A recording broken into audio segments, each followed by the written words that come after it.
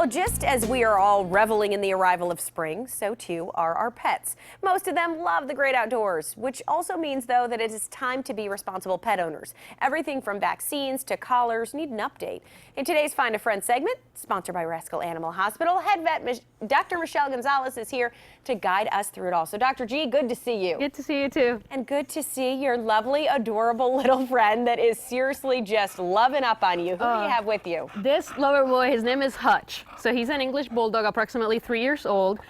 He is available for adoption through an awesome foster-based group in Dayton called Love for Canines. Okay. So he had kind of a story that we see quite a bit. The people that purchased him paid several thousands of dollars for what was probably an adorable little puppy, Sure. not knowing anything about this breed. This is a breed that tends to have different issues, skin issues, breathing issues, and people need to make sure that they understand things like that before they get them so that they don't end up in shelters. Yeah, and that probably does happen fairly often. It happens quite a bit, yes. All right, Love for Canines is where Hutch is from, so hopefully somebody will adopt him. All right, okay, what should be on top of every pet owner's list for this spring as we get ready? The biggest thing is vaccinations. We start seeing a lot of people socializing their dogs, going to the park and all of that, and parvo hits really strong at this time of year. So it's a disease that is very lethal and very preventable. So getting their animals vaccinated is the #1 thing before taking them out.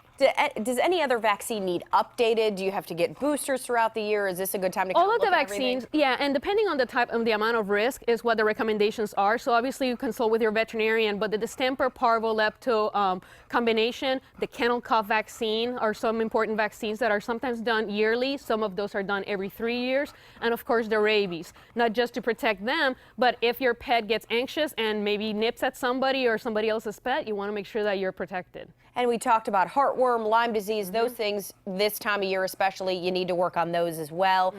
And then sometimes, of course, dogs, you mentioned, going to the park. They want to run, they want to break free. We know that that can also present many safety issues.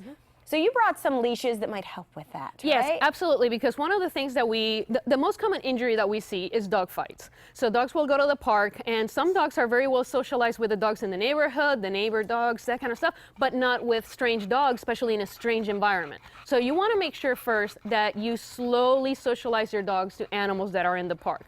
First of all, if your dog is a little dog, keep him in the little dog section. Don't take him to the big dog section. Same thing if you have a big dog. But then the leash safety is something that is really important. You want to have a leash and a collar that are not going to harm your dog. So I hate chokers, especially the metals, the spikes, the prongs. To me, that just shows that you don't have good enough control of your dog. So you need to do something to harm them so that they will listen to you. Whereas there are things like gentle leaders, which are the ones that look like muzzles, and then things like this, which is a harness that is going around his front legs, it's going around his neck a little bit, but primarily is controlling his whole body. So even though Hutch is a really strong dog, this allows me to kind of control him and keep him from going other places. And it looks really comfortable for him, yes, unlike some of those other ones. Yeah, I put it on today, and he has never worn it before, and he has not minded it at all. And what about chip IDs? That's something where dogs are going to run away, right? They get outside, they get excited.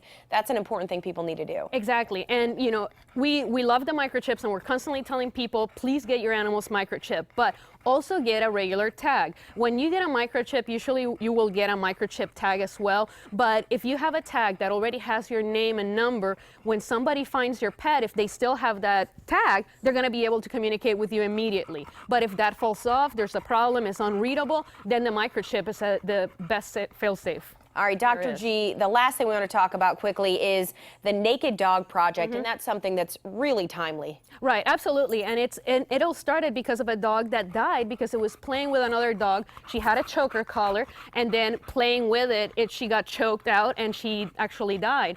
And her owner has started this whole thing for Gracie's sake. And basically, it's about learning that dogs should play without collars on, without chokers, especially if they're not being attended. And if you decide to have them play with it, just have a safety kit, something that can break through the chain, something that can cut through thick leashes. So if they get tangled, you can take care of it immediately. It takes just a few minutes for a dog's life to end like Gracie did. All right, we don't want to see any of that happen. So again, if somebody wants to adopt Hutch, Love for Canines is the organization. Go on their website. I'm sure they have a Facebook page and all that good stuff. It's out of Dayton. So thank you, Dr. G. Thank you.